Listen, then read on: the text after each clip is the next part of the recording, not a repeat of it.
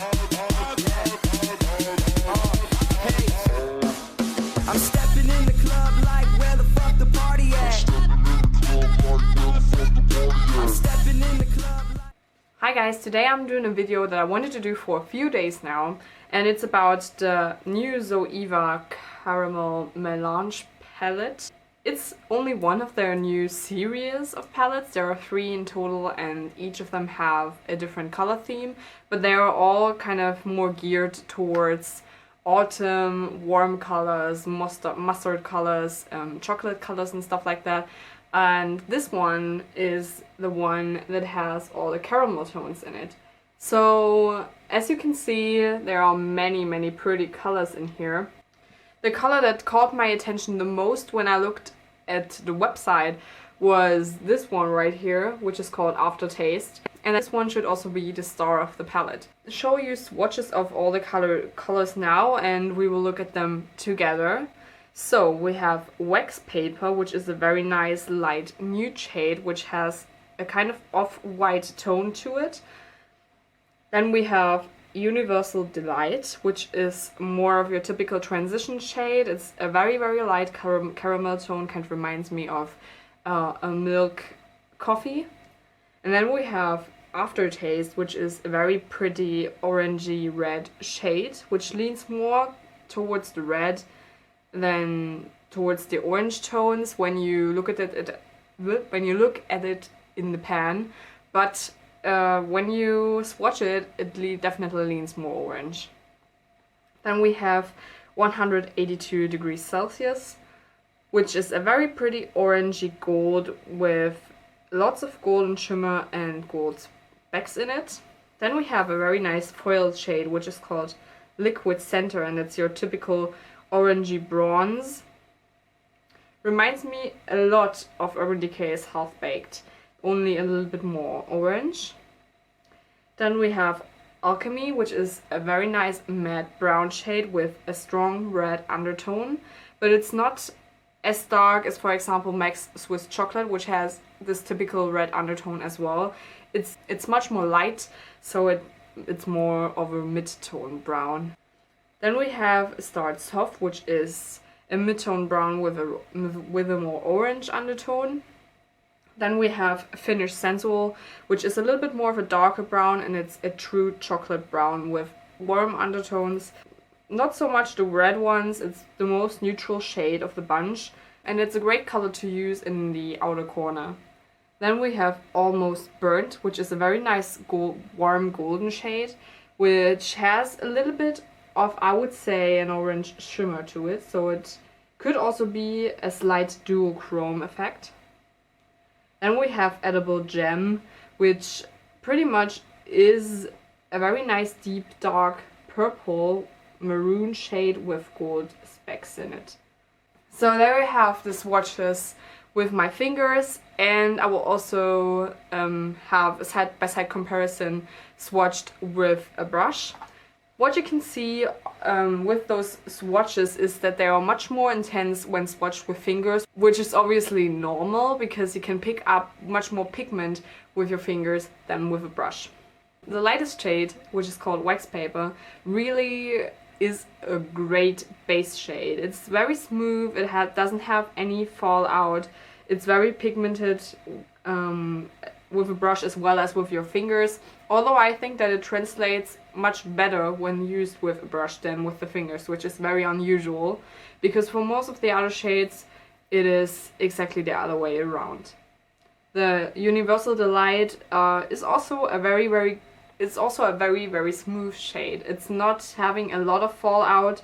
It isn't patchy at all, and I like to use it in the crease as a very soft transition shade. Then we have Aftertaste. In the swatches you can see that this shade is probably the least pigmented of the bunch, which is normal because red shades like this are very hard to make. It's a little bit patchy to apply, which you will also see in the tutorial. It's my least favorite shade of the palette, which is very sad because I had really high hopes for it, because I saw it on the internet, and I was like, yes, that's exactly the color I searched for like my entire life. I just love red shades. This one, however, is really disappointing to me, and if you are only buying this palette because of this shade, I would definitely be careful because it's not what you expect it to be. Then we have the two shimmery shades, which is 182 degrees Celsius and Liquid Center. I would definitely say that the first shade, the 182 degrees, is very, very pretty. A little bit goes a long way. You can stretch it out perfectly with a brush, or you can even apply it with your fingers. It's very nice. It's a gorgeous shade to use all over the lid. It's also gorgeous to just have it as an accent color at the more outer corner. Because of the gold specks in it, you can also use it as just one single shadow all over your lid and also into your crease, and it will look like you've used two different colors, which is very great. I just love this shade. It's very gorgeous. And then the Liquid Center is also another one of my favorites.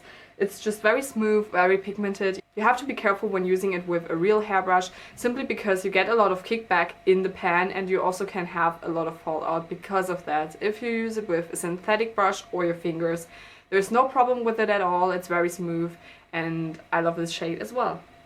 Then we have Alchemy, and the two matte brown shades are actually really, really pretty.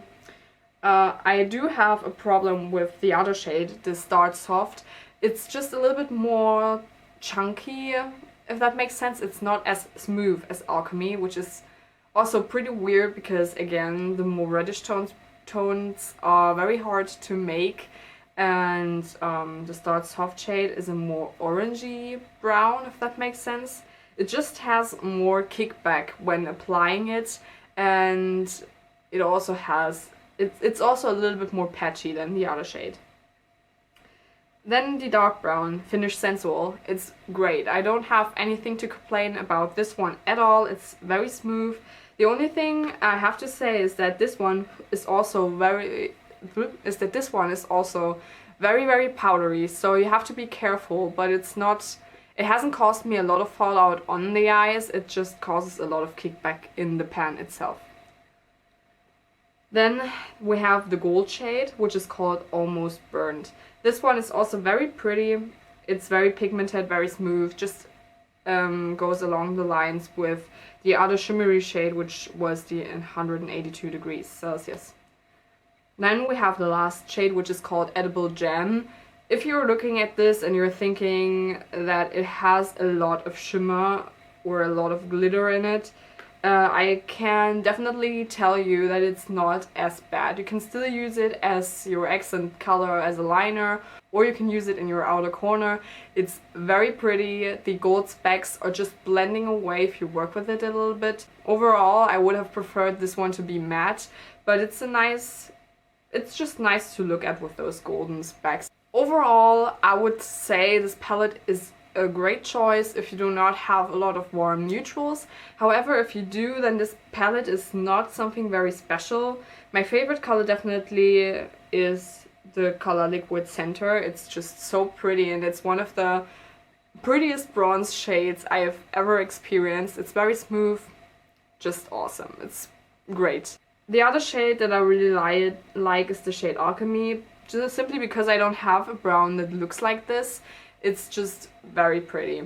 However, for the rest of the shades, I think you could easily get some dupes, especially by Kryolan. Kryolan has a lot of similar shades. If you hold the two side by side, you can see that there is a lot of similarity in terms of shade selection.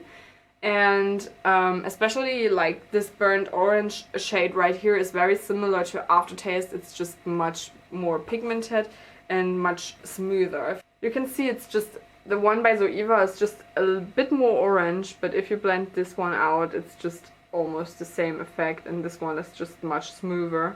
And you can see how similar they actually are. So there is not a lot of difference.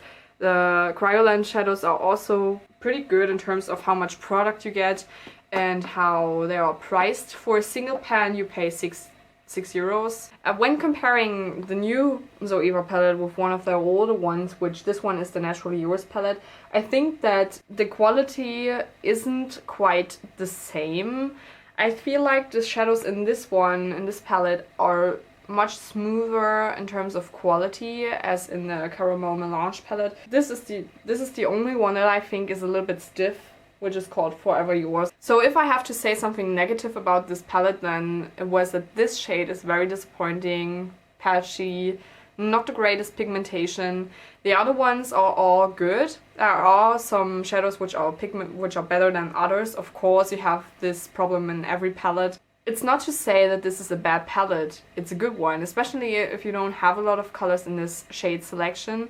Other than that, I would definitely suggest you also looking at their older palettes, because some of them are really in the same shade range. You can see that this one is just much cooler than this one.